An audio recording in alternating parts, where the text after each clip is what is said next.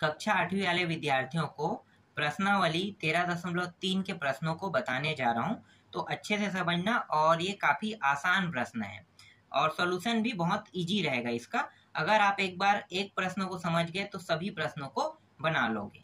तो देखो यहाँ पे आपको प्रश्न दिखाई दे रहा होगा, एक के अंदर यहाँ पे 4 प्रश्न दिया है। तो पहला देख लेते हैं। पहला प्रश्न पढ़ो, मूलधन बराबर 6000, समय 3 वर्ष और दर जो है वो 10% दिया हुआ है। तो चलो इसको हल करते हैं। तो मूलधन को हम दर्शाएंगे P से। ठीक है, यहाँ पे मैं मूलधन लिख लेता हूँ शॉर्टकट में। मूलधन को हम दर्शाते हैं P से और P का मान कितना है, 6000 रुपया दिया हुआ है। दर को दर्शाते हैं R से, अंग्रेजी में। R का मान कितना है, प्रतिशत को हम कहते हैं 10%। और समय को दर्शाते हैं N से या T से। दोनों एक है ना, N लिखो या T लिखो।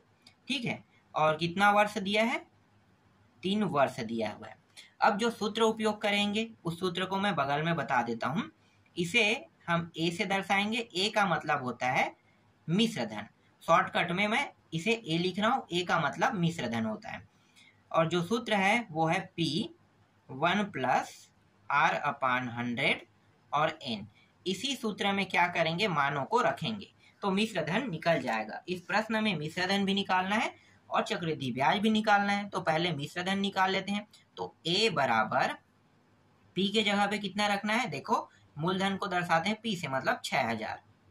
तो 6000 1 + R का मान 10, R को दर भी कहते हैं ना, तो R का मान 10 रखेंगे। और N, देखो यहाँ पे N है तो ये 3 वर्ष घात हो जाएगा।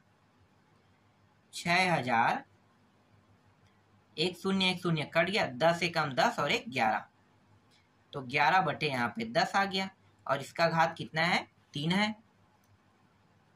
तो 6000 गुणित, इसे 3 बार लिख लेते हैं, 11 बटे 10, 11 बटे 10 और 11 बटे 10। इस तरह से 1 2 3 1 2 3 कट गया, बचा क्या, 6 बचा है, 11 11 11।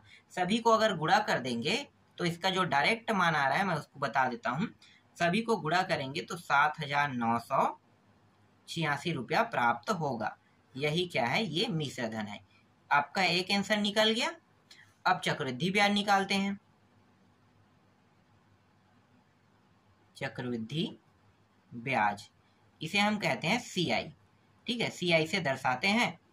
और मिश्र धन को किससे दर्शाते हैं, A से। तो A माइनस, इसमें कर देंगे मूलधन को माइनस, तो मूलधन को P से दर्शाते हैं। तो A माइनस P कर दो। A का मान 7986 रुपया और P का मान कितना था, P का मान था 6000। घटा दो, तो घटाएंगे तो 1986 रुपया प्राप्त होगा। और यही क्या है, CI का मान है। चक्रवृद्धि ब्याज का मान 1986 रुपया प्राप्त हुआ। चलो दूसरा प्रश्न देखते हैं। तो इसी में सेकंड लिख लेते हैं। मूलधन कितना दिया है, मूलधन को मैं अब डायरेक्ट P लिख लूंगा ना। तो P का मतलब आप लोगों को समझना है कि ये मूलधन है। तो मूलधन का मान दूसरा प्रश्न में 1600 रुपया था। और R का मान, R मतलब दर, तो दर का मान दूसरा प्रश्न में है 5%। और N का मान समय, N से दर्शाते हैं, तो N का मान है 2 वर्ष। ठीक है, तो डायरेक्ट इस तरह से आपको लिख लेना है। अब आपको पता है सूत्र कौन सा लगाना है, A बराबर P 1 + R/100 और N। इस सूत्र को उपयोग करेंगे। इसे आपको ना नीचे लिखना है। ठीक है, मैं जगह बचाने की वजह से यहाँ पे लिख रहा हूँ, ये जस्ट नीचे में आएगा, तो आपको ना नीचे में लिखना है इसे। इसके बाद P का मान रख दो, कितना है 1600, 1 + R का मान कितना है 5 और ये रहा 100 और N का मान 2 वर्ष। 1600 गुणित 5 एकम 5 दूनी 5 पंचे। ठीक है, तो 25 बार में, सॉरी 5 शून्यम है ना, 5 दूनी 5 शून्यम। ठीक है, 20 बार में कट गया, तो 20 एकम 20 और 1 21, तो 21 बटे यहाँ पे 20 प्राप्त हो गया। और घात कितना है, 2 है।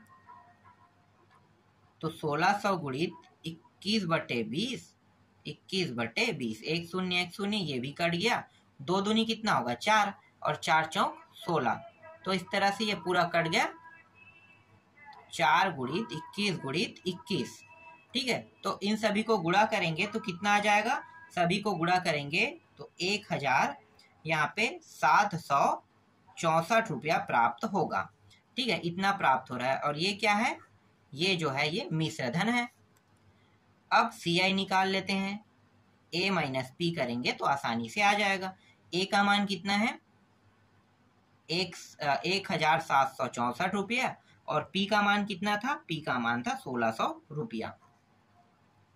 घटा दो तो यहाँ पे प्राप्त हो जाएगा 164, तो CI का मान प्राप्त हो गया 164 रुपये। ये भी आंसर है और ये भी आंसर है।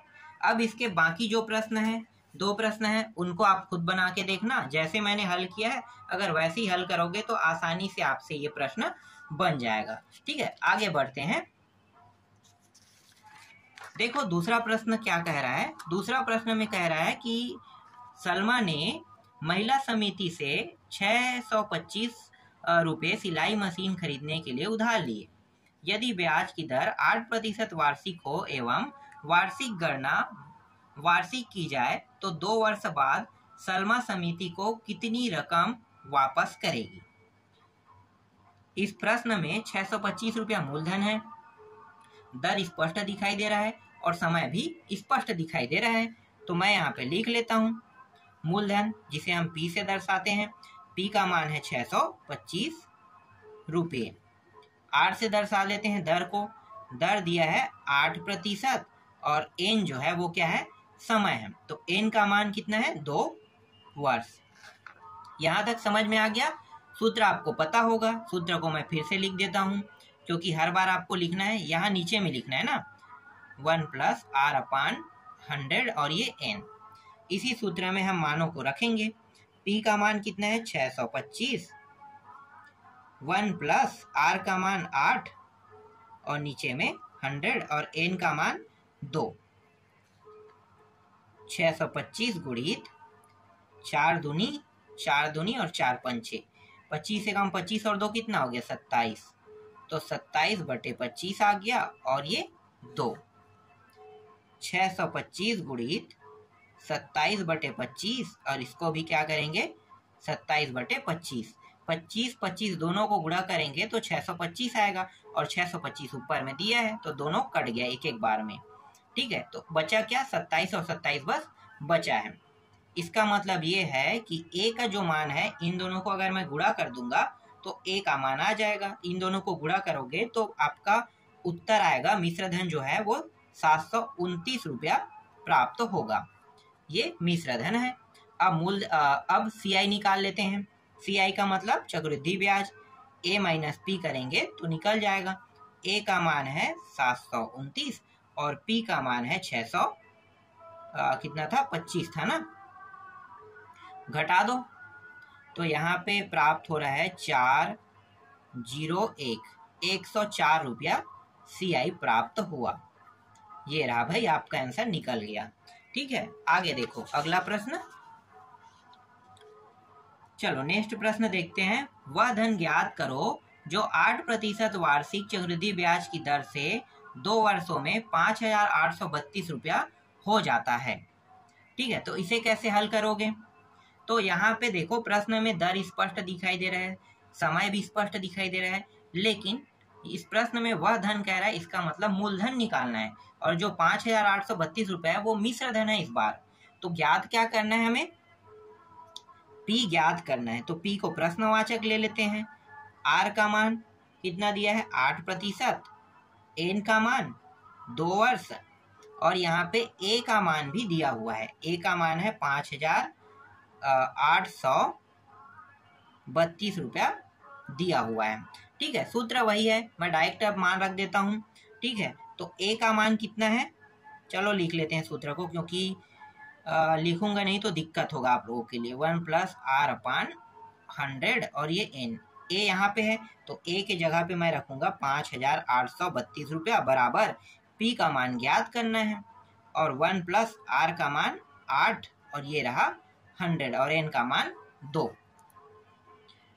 5832 रुपया बराबर P P का मान ज्ञात करना है। ये काट देते हैं भाई 2 बार में और ये 25 बार में, तो कितना हो जाएगा 25 एकम 25 और 2 27, 27/25। इस तरह से 5832 P, इसको कैसे लिख सकते हैं, अगर चाहें तो 2 बार लिख सकते हैं इस तरह से 27 और 27 गुणित 25, इस प्रकार से लिख सकते हैं। इन दोनों को गुणा करेंगे तो क्या प्राप्त होगा, देखो इन दोनों को गुणा करेंगे तो मान प्राप्त होगा 625 और ऊपर को गुणा करेंगे तो 729 प्राप्त होगा। और इसके साथ P क्या है, गुणा के रूप में, तो P को पीछे लिख लेते हैं 5832।